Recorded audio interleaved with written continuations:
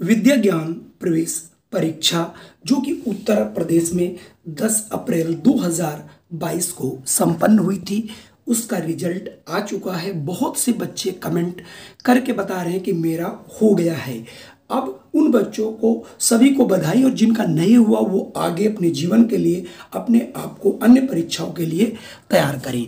लेकिन जिन बच्चों का ये हुआ है और उनके लिए जो मेन परीक्षा आपकी होने जा रही है 13, 14 और 15 तारीख में, उनके लिए विद्या ज्ञान जब आप नीचे जाएंगे तो कुछ इंस्ट्रक्शंस पड़े हुए हैं, और उन इंस्ट्रक्शंस को देखते हुए आपको कुछ ऐसे कागजात लेके जाना है परीक्षा हाल में। अगर आप जो ऑनलाइन परीक्षा 4 जगह हो रही है उत्तर प्रदेश के विभिन्न शहरों में, अगर आप ये चारों कागजात नहीं ले जाते हैं तो आपका जो अगला रिजल्ट है, यानी जो तीसरे स्टेज का रिजल्ट है, वो आपको मिलने वाला नहीं है।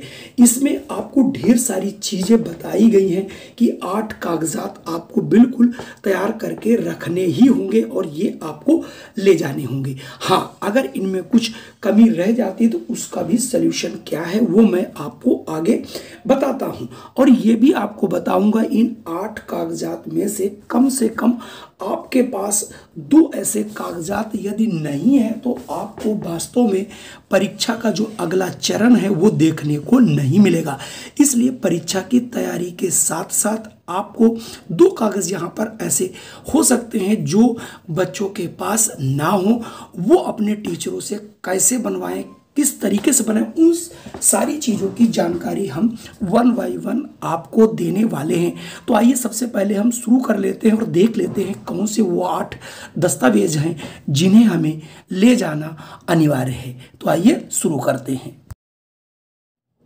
तो जो सबसे महत्वपूर्ण दस्तावेज है वो है राजस्व विभाग द्वारा निर्गत आय प्रमाण पत्र, यानी आय प्रमाण पत्र जब आपने फॉर्म भरा था तो आपने बनवाया था, उसी की छाया प्रति, और आपको वो प्रमाण पत्र अपना अभी से रख लीजिए, ये आपको लेकर के आना ही है। चलिए देखते हैं दूसरा कौन सा प्रमाण पत्र है जिसे आपको लेकर के आना है।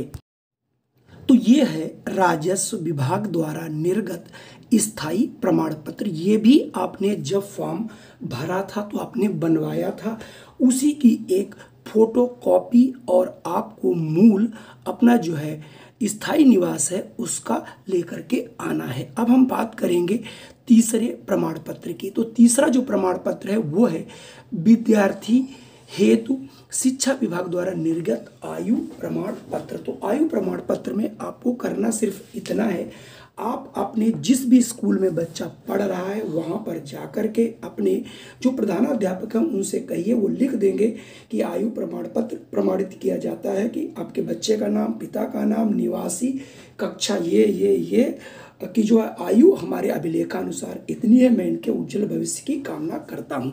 बस इतना आपको लिख करके रख लेना है जिससे बच्चे की जन्मतिथि प्रमाणित हो सके। तो ये तीसरा दस्तावेज है जो कि बहुत महत्वपूर्ण है। अब हम बात करते हैं चौथे प्रमाण पत्र की, जिस संभवतः ये जो प्रमाण पत्र है ये गार्जियन के पास जो प्राइमरी बच्चे पढ़ते हैं संभवतः नहीं होंगे। हम ये नहीं कह रहे हैं कि उनके पास नहीं होंगे, लेकिन बहुत से गार्जियंस होंगे जिनके पास नहीं होंगे। यानी विद्यार्थी के कक्षा 3 और 4 का जो है परीक्षा फल, अगर ये परीक्षा फल नहीं है तो आपको बहुत चिंतित होने की जरूरत नहीं है। आप अपने प्रधानाध्यापक से मिल लीजिए और वो आपको इसका रास्ता बता देंगे। कोई भी 2 प्रमाण पत्र मार्केट से खरीद करके वो आपका मुहर वगैरह लगा के सारा कुछ बना के दे देंगे, तो ये आपकी भी समस्या सॉल्व हो जाएगी। लेकिन आपको करना तो पड़ेगा, इसे आप जल्द से जल्द जाके करा सकते हैं। तो आइए बढ़ते हैं अगले प्रमाण पत्र की ओर।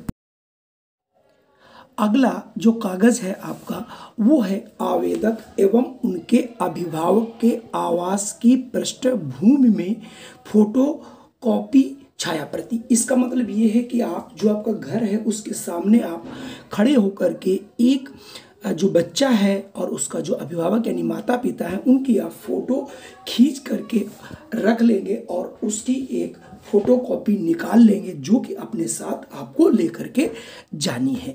बात करता हूं मैं अगले दस्तावेज की। तो अगला दस्तावेज है अभिभावक के बैंक पासबुक के प्रथम पेज यानी जहां IFSC कोड संख्या मुद्रित हो की पढ़ने योग्य छाया प्रति आपको लेकर के जानी है। हालांकि ये दोनों दस्तावेज आपके पास होंगे, क्योंकि जब आपने फॉर्म भरा था ऐसा कोई अब गार्जियन नहीं है जिनके पास जो है बैंक पासबुक ना हो, और जो भी हमारे आवेदक हैं और जो हमारे अभिभावक हैं वो कहीं न कहीं से अपने गांव में किसी से भी फोटो खींच करके निकलवा सकते हैं और उसे धुलवाने के बाद यानी धुली धुलाई जो फोटो है उसकी आप फोटो कॉपी करा के रख सकते हैं।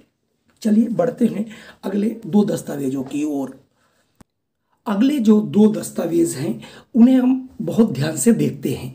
अगला है विद्या ज्ञान प्रवेश हेतु अभ्यर्थी के आवेदन की छाया प्रति। जो आपने फॉर्म भरा था उसकी आपने छाया प्रति कराई होगी, वो छाया प्रति भी आपको लेकर के आनी है, जिससे कि कोई भी परिवर्तन ना किया जा सके। अगर ये नहीं है तो इसके लिए भी क्या उपाय है वो मैं आपको बाद में बताऊंगा। अब मैं बात करता हूं अगले जो हमारा 8वां है वो क्या है, आवेदक के आधार की छाया प्रति, यानी जो बच्चा है उसका जो आधार कार्ड है उसकी छाया प्रति आपको 100% लेकर के आनी है। अगले हम प्रश्न की बात करते हैं। अब देखिए, अगर ये 8 दस्तावेज हैं, अगर इन 8 में से आपके पास 2 ऐसे दस्तावेज होने अनिवार्य हैं जिनसे आपका परीक्षा बाधित नहीं होगी। अगर आपके पास 8 में से केवल 2 ही हैं तो आपको एप्लीकेशन वहाँ पे लिख के देना पड़ेगा कि समय आने पर ये हम सारे दस्तावेज आप तक पहुँचा जाएंगे, या आपको बीच में भी बुलाया जा सकता है। इसलिए वो 2 दस्तावेज कौन से मैं आपको बता देता हूँ।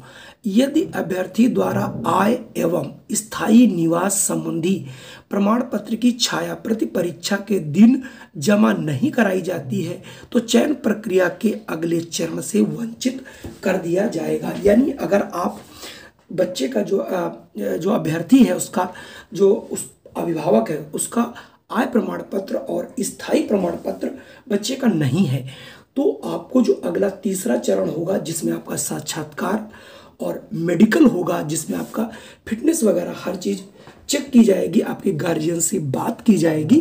अगर ये दोनों दस्तावेज नहीं है तो आपको अगली परीक्षा का रिजल्ट ही देखने को नहीं मिलेगा। तो ये एक छोटी सी इंफॉर्मेशन थी जो बताना बहुत आवश्यक था। इसके बाद का जो हमारा वीडियो होगा वो होगा मुख्य परीक्षा का कोर्स क्या रहने वाला है और मुख्य परीक्षा में कौन कौन से बदलाव करे गए हैं, उन सारी जानकारी के साथ आपको मैं बताऊंगा। संभवतः ये जानकारी आपको पसंद आई होगी। अगर ये जानकारी पसंद आई हो तो कृपया इस चैनल को कर लीजिए सब्सक्राइब और बेल आइकन दबा दीजिए जिससे आपको नोटिफिकेशन मिल सके। जय हिंद, वंदे मातरम। फिर मिलता हूँ।